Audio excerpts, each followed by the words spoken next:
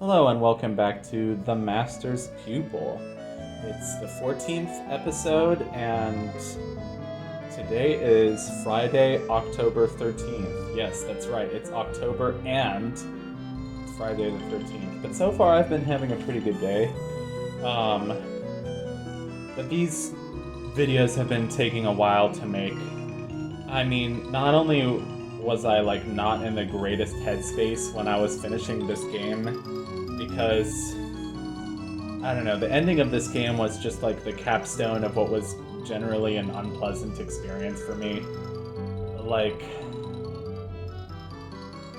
I I wanted to do this game because a few of my friends recommended it to me, but this might be the last time I do something like that. Um Oh no, I'm stuck up here. I can't go through the thing. I was probably away from AFK, away from keyboard. JFK? AFK? No, I just had a flashback to like elementary school where we would play these like stupid hand games where it was like you would like eliminate like one finger at a time or something, and it would be some stupid rhyme like who shot John F. Kennedy? I shot John F. Kennedy. Like awful stuff like that. Like this is elementary school, man.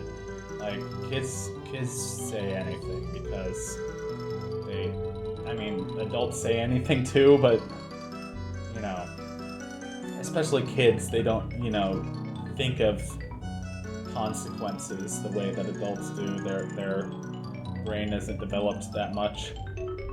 Speaking of not thinking of consequences, I thought I cut out about 20 seconds of me just floating in this stream of air, but Air Supply, the classic 80s band. No, I remember at somebody's like bachelor's party or something, or like pre-wedding party, we had to play some game where like there were hints and you had to like give. No, it was like a thing. Like the category was 80s pop culture, and there was a thing that said like the name of the thing that you had to get, and you had to like give other people the hints about it. I don't know, it's probably a really well-known game or something, but I'm just explaining it badly. I remember I tried to give some really bad hint about like Gin Blossoms because apparently that was a band, but like I just heard Nintendo Capri Sun use the phrase "alright, Gin Blossoms," like without really knowing what it was from, or like "alright, Gin Blossoms," like without knowing what the phrase was from. Anyway, I miss Nintendo Capri Sun because he's like one of the older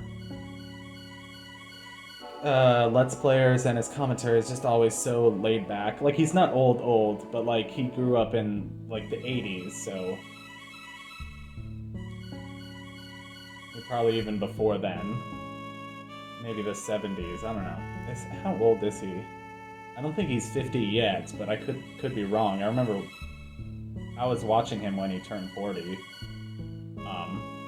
is crazy. His commentary is so laid back, and he also just has all these movie references. Like his mind is like an encyclopedia of movie references and references to like popular bands or not so popular bands of the time. Like the Dave Matthews Band. Like I got into the Dave Matthews Band because of him.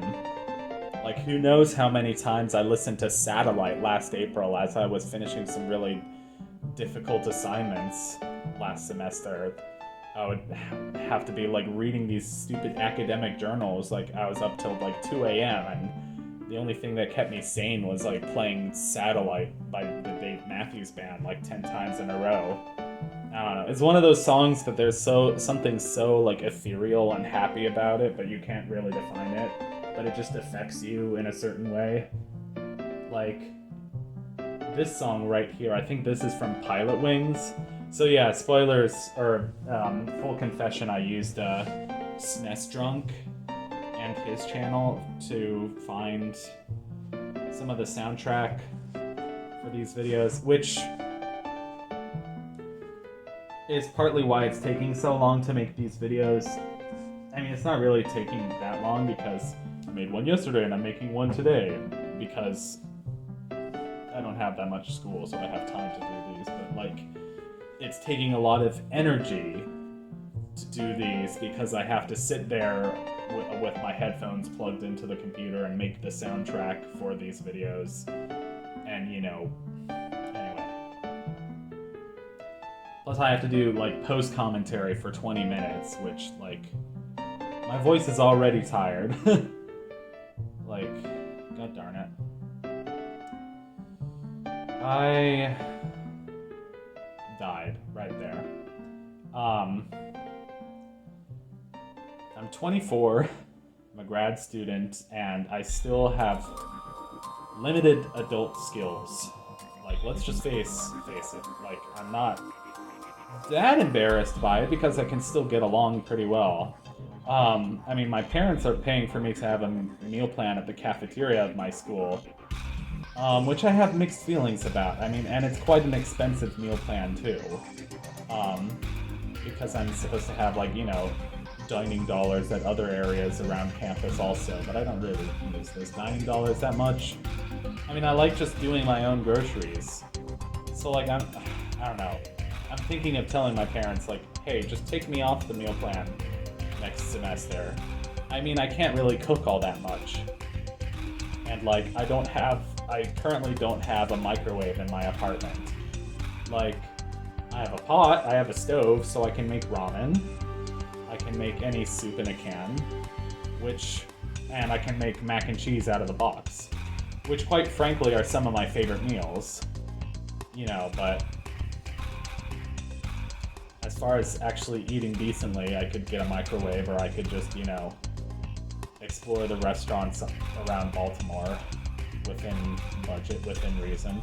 I do like Baltimore, I do like exploring it, you know, there can be some interesting characters in Baltimore, but overall, I think I'm finally starting to, after like what was initially a really rough experience, starting to fall in love with the city, especially in autumn. Like, Baltimore hits different in autumn, like the coolness and crispness, and like where I am, there's like lots of beautiful like brick buildings and churches. It doesn't feel like bustling and dirty and crowded like my home in New York does. I mean, I love New York, but I was dying to get out of New York. Like, the bustle and the crowdedness and the dirtiness and the loudness. Like, whenever I come home for break and like I'm just in New York, it just hits me. Anyway, I didn't edit this footage well enough, so I was sitting on this screen for a really long time. I was probably AFK, like either using the bathroom or fixing myself a drink or looking up a walkthrough. Probably looking up a walkthrough, because at this point in the video, I think all the soundtrack is from Pseudo Regalia, or Regalia, which is a 3D platformer that just came out. And yeah, it's funny, this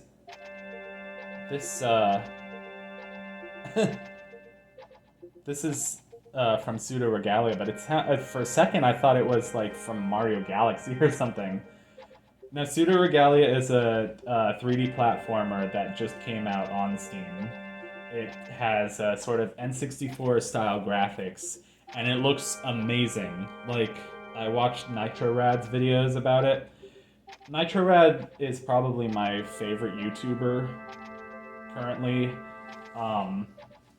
NitroRad is just one of those people that I see on the internet just doing something that they're really passionate about, and I'm like, hell yeah, I want to be like them.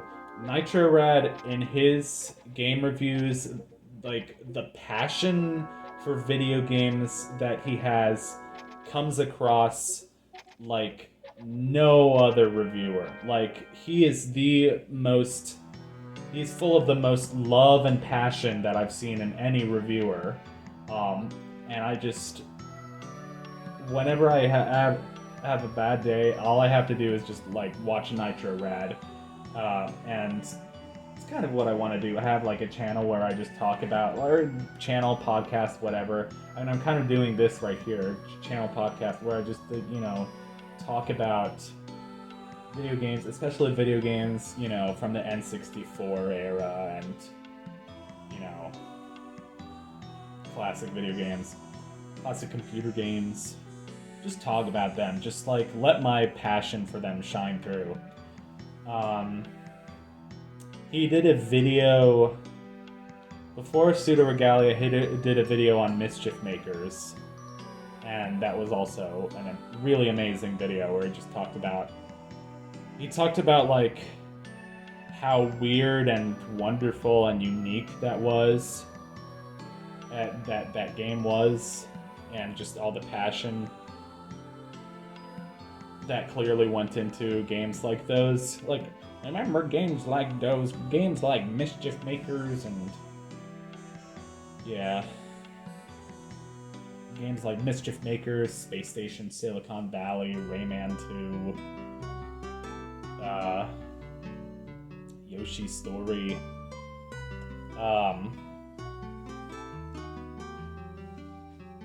You know what I just started playing? I just started playing Donald Duck Goin' Quackers, which is also known as Donald Duck Quack Attack.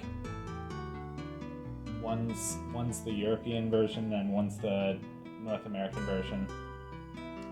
Anyway, yeah, I personally really love indie games that are made in the style of retro games. Not all of them are like that well executed, like the Siactro games, for example, are they're okay, but they're not real masterpieces. They don't have a lot of replayability. Like, I did Tori 3D on my channel earlier. I mean, it's like a $2 game. What do you expect? But it's intentionally made with N64 and / PS1 graphics, which is really interesting. I mean, one of my favorite platformers of all time is Time Spinner, and that's made in like a quote-unquote PS1 style, except it's not a 3D platformer. It's like made in the style of Castlevania Symphony of the Night, 2D platformer. I should play more Castlevania games because I really, really, really like Time Spinner, and not a lot of people do. Like, there's kind of I think a mixed response to that game. But I haven't played a lot of Metroidvanias, which is probably my fault. I haven't played a lot of Castlevanias. I've played Bloodstained Curse of the Moon, and I really liked that. What you're listening to right now is one of the many Aphex Twin in the Mario 64 sound font remixes on YouTube. People have been doing lots of covers of different artists, different pop bands and rock artists and indie artists and slightly more niche artists like Aphex Twin,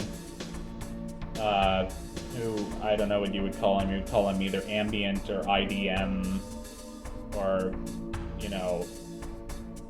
experimental electronica. Oh boy. Everything's falling apart. Everything's getting destroyed. Okay, this part of the game would probably be better if I left the sound in. Maybe I can do that next episode. Alright, this is finally the final chapter of the game.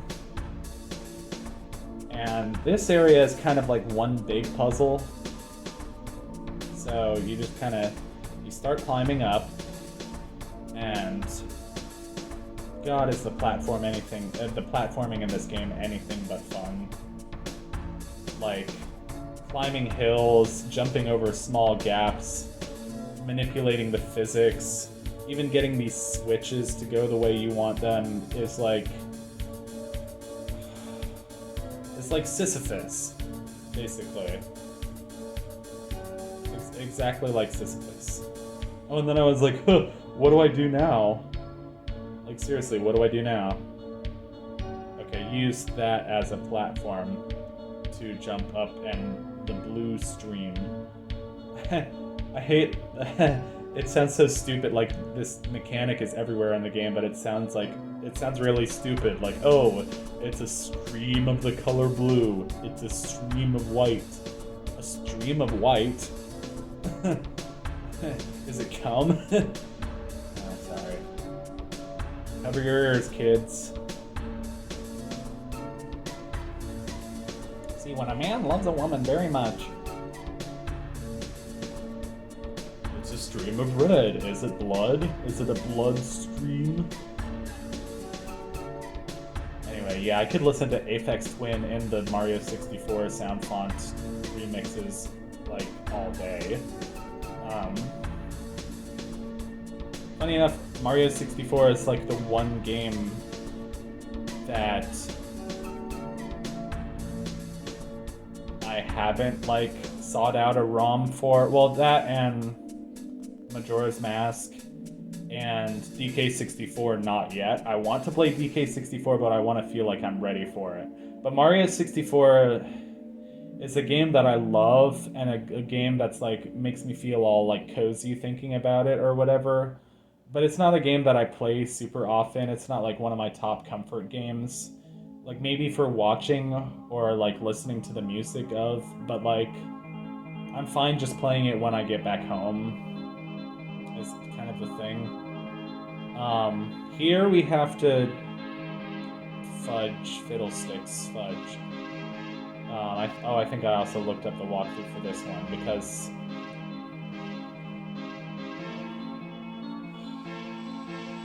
you have to like see the thing that looks like a hamburger bun, you have to rotate that. But you also want the ball to stay on the switch, like not hit the switch again. So what you have to do is you have to use that black stream to push the ball. So yeah, again, I forgot to cut out this part of the footage, so enjoy this remix of Polynomial C by Aphex Twin. And I really need a drink of water. Like, I don't know if it's the changing weather, but like my throat has been like fucking shot after doing these videos. Like, I can barely keep talking for another minute. Yet I know I have to. I know I have to keep talking for another minute. I don't know, maybe if I keep doing this, maybe my vocal cords will get stronger and stronger, because that's the thing, like, I don't... I mean...